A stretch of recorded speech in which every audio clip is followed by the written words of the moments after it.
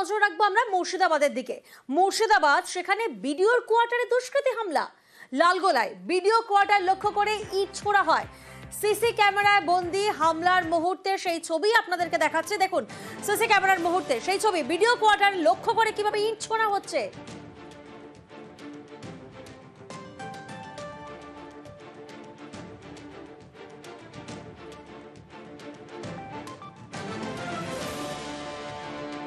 তিনজন রয়েছেন সিসি ক্যামেরার ফুটেজে কার্যত স্পষ্ট, যারা এভাবে বিডিও কোয়ার্টার লক্ষ্য করে ইট ছুঁড়ছেন।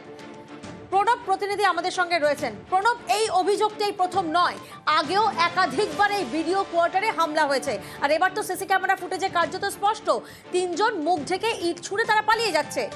কি কি পদক্ষেপ নেওয়া হয়েছে এখনো পর্যন্ত? কারণ সিসি ক্যামেরা ফুটেজও সামনে এসেছে, কোনো চিহ্নিতকরণ?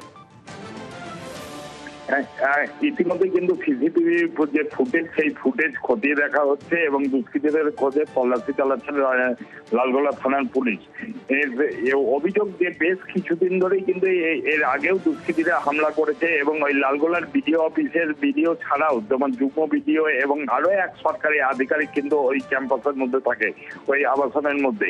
এবং বিডিওর ঘরের মধ্যে তোমার গতকাল রাত্রিবেলাতেও তারা ছিল এবং তারপরে কিন্তু চিৎকার যখন করা হয় দুষ্কৃতীরা পালিয়ে যায়। এবং গোটা ঘটনা জানিয়ে কিন্তু লালগোলা থানায় অভিযোগ দায়ের করেছেন লালগোলার বিডিও এবং পুরো ঘটনা কিন্তু তদন্ত করছে লালগোলা থানার পুলিশ।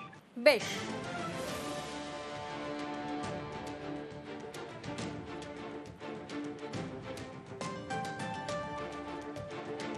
আর আরো একবার সেই সিসি ক্যামেরার ফুটেজ আপনাদেরকে দেখাচ্ছে। মুর্শিদাবাদের বিডিও কোয়ার্টারে এভাবেই দুষ্কৃতী হামলা।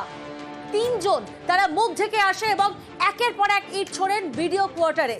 লালগোলায় বিডিও কোয়ার্টারকে লক্ষ্য করে ইট, সিসি ক্যামেরার বন্দি হামলার সেই মুহূর্তের ছবি।